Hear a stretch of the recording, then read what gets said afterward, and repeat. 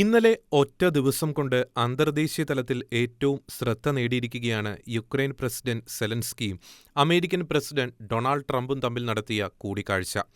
Ukraine Russia യുദ്ധം അവസാനിപ്പിക്കാൻ നയതന്ത്ര പദ്ധതികളുമായി മുമ്പോട്ടിറങ്ങിയ ഡൊണാൾഡ് ട്രംപിന്റെ നീക്കങ്ങളിൽ അസംതൃപ്തനായ സെലൻസ്കി ട്രംപുമായിട്ടുള്ള ചർച്ചയ്ക്ക് വൈറ്റ് ഹൗസിൽ എത്തിയപ്പോഴായിരുന്നു നാടകീയമായ രംഗങ്ങൾ അരങ്ങേറിയത്.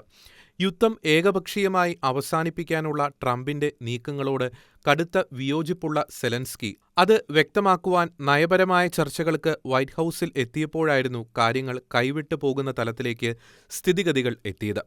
ചർച്ച ചെയ്ത ഒരു കാര്യത്തിലും ധാരണയിലെത്താൻ കഴിയാതെ വരികയും ഇരുവരും തമ്മിലുള്ള അഭിപ്രായ വ്യത്യാസം രൂക്ഷമാവുകയും ചെയ്തതോടെയാണ് കാര്യങ്ങൾ കീഴ്മേൽ മറിഞ്ഞത്. വൈറ്റ് ഹൗസിൽ മാധ്യമങ്ങൾക്ക് മുന്നിൽ വെച്ച് സെലൻസ്കിയുമായി ട്രംപ് കടുത്ത വാക്പോരിൽ ഏർപ്പെടുകയും കുപിതനായ ട്രംപ് വൈറ്റ് ഹൗസ് വിട്ട് പുറത്തുപോകാൻ സെലൻസ്കിയോട് ആജ്ഞാപിച്ചു എന്നുള്ള റിപ്പോർട്ടുകളാണ് ഇപ്പോൾ പുറത്തുവരുന്നത്. സുരക്ഷാ വ്യവസ്ഥ വേണമെന്ന് പറയാൻ നിങ്ങൾക്ക് അവകാശമില്ലെന്നും മൂന്നാം ലോക മഹായുദ്ധമാണ് സെലൻസ്കി താൽപര്യപ്പെടുന്നതെന്നും വെട്ടിത്തുറന്നു പറഞ്ഞ ട്രംപ് അമേരിക്കയുടെ താൽപര്യത്തിന് വിരുദ്ധമായി യുക്രൈന് ഇത്രയും നാൾ ഫണ്ട് നൽകിയ ജോ ബൈഡൻ വിഡ്ഢിയായ പ്രസിഡന്റാണെന്നും പറഞ്ഞതോടെ ചർച്ച നിർത്തുകയായിരുന്നു. അതോടെ ഇരുവരും പ്രഖ്യാപിച്ചിരുന്ന സംയുക്ത വാർത്താസമ്മേളനം റദ്ദാക്കി. മുൻ അമേരിക്കൻ പ്രസിഡന്റ് ജോ ബൈഡന്റെ സർവാത്മ പിന്തുണയോടെ തന്നെയായിരുന്നു റഷ്യക്കെതിരെയുള്ള യുദ്ധത്തിന് താരതമ്യേന ദുർബലരും നാറ്റോയിൽ പോലും അംഗത്വമില്ലാതെയുമിരുന്ന യുക്രൈൻ ഇറങ്ങിപ്പുറപ്പെട്ടതും ലോകരാഷ്ട്രങ്ങളെ മുഴുവൻ അമ്പരപ്പിച്ചുകൊണ്ട് യുദ്ധത്തിൽ തോറ്റമ്പാതെ ഇത്രയും കാലം പിടിച്ചുനിന്നതും. എന്നാൽ അമേരിക്കയിൽ ഭരണമാറ്റം ഉണ്ടാവുകയും ട്രംപ് അധികാരത്തിലെത്തുകയും ചെയ്തതോടെ യുക്രൈനെ സംബന്ധിച്ചിടത്തോളം കാര്യങ്ങളെല്ലാം കൈവിട്ടു പോവുകയായിരുന്നു.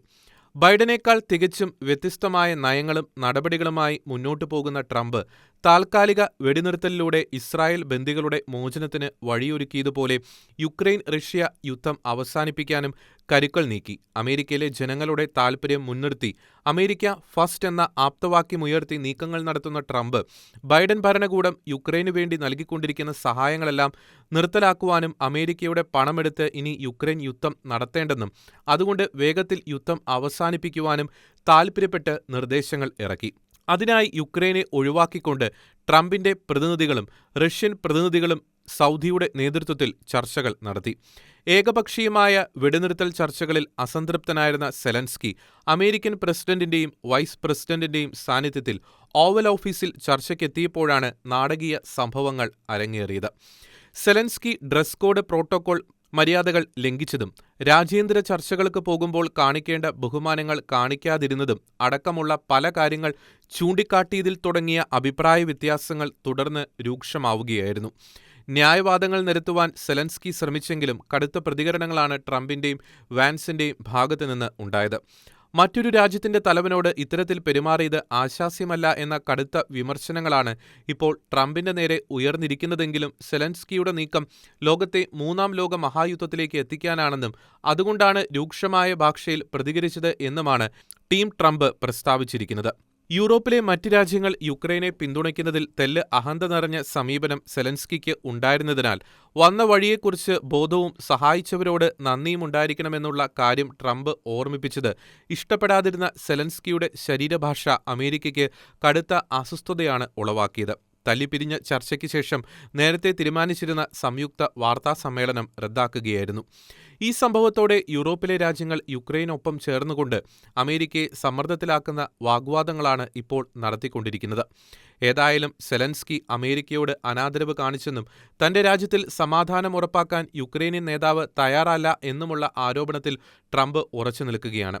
തനിക്ക് നേട്ടമല്ല വേണ്ടത്, സമാധാനമാണ് വേണ്ടത് എന്നും തനിക്ക് റഷ്യയോടും യുക്രൈനോടും ഒരുപോലെയുള്ള സ്നേഹമാണ് ഉള്ളതെന്നും എന്നാൽ അത് ഉൾക്കൊള്ളാതെ അദ്ദേഹം അമേരിക്കയുടെ പ്രിയപ്പെട്ട ഓവൽ ഓഫീസിൽ വെച്ച് അനാദരവ് കാണിച്ചു എന്നുമാണ് ട്രംപ് പറയുന്നത്. റഷ്യക്കെതിരെ യുദ്ധം ചെയ്യാൻ അമേരിക്ക തങ്ങളെ നിർബന്ധിക്കുകയും അതിനുവേണ്ട കാശും ആയുധങ്ങളും തരികയും ചെയ്തതിനാൽ തങ്ങൾ യുദ്ധം ചെയ്തുവെന്നേയുള്ളൂ. അതുകൊണ്ട് യുദ്ധത്തിന്റെ മൂലകാരണക്കാർ അമേരിക്കയാണെന്നും അതിനാൽ അമേരിക്ക തന്നെ യുദ്ധം അവസാനിപ്പിക്കാൻ വേണ്ടതെല്ലാം ചെയ്യണമെന്നും പ്രസ്താവിച്ചുകൊണ്ടിരുന്ന സെലൻസ്കിയോട് ബൈഡനോട് സംസാരിക്കുന്നത് പോലെ തന്നോട് സംസാരിക്കരുത് എന്നുള്ള മുന്നറിയിപ്പ് കൃത്യമായി തന്നെ ട്രംപ് നൽകിയിരുന്നു.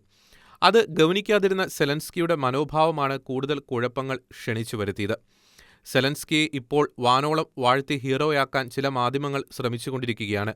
ഈ പുകഴ്ത്തലിൽ സെലൻസ്കി വീണാൽ അത് യുക്രൈന് മാത്രമല്ല ലോകത്തിന് തന്നെ വൻ ഭീഷണിയായി മാറും. റഷ്യ യുക്രൈനെ കടന്നാക്രമിക്കുകയും നാറ്റോ യുക്രൈന് പരസ്യ പിന്തുണയുമായി രംഗത്ത് വരികയും ചെയ്താൽ കാര്യങ്ങൾ മൂന്നാം ലോക മഹായുദ്ധം എന്ന ഗുരുതരമായ പ്രതിസന്ധിയിലേക്കാണ് എത്തിച്ചേരുക. സമാധാനത്തിന് തയ്യാറാകുമ്പോൾ സെലൻസ്കിക്ക് തിരിച്ചുവരാം എന്നാണ് ട്രംപ് ഇപ്പോൾ വ്യക്തമാക്കിയിരിക്കുന്നത്. അമേരിക്കയുടെ സഹായമില്ലാതെ യുദ്ധം മുന്നോട്ട് കൊണ്ടുപോകാൻ സാധിക്കുകയില്ല എന്നറിയാവുന്ന സെലൻസ്കിയുടെ മനസ്സ് മാറുമോ എന്നാണ് അറിയേണ്ടത്.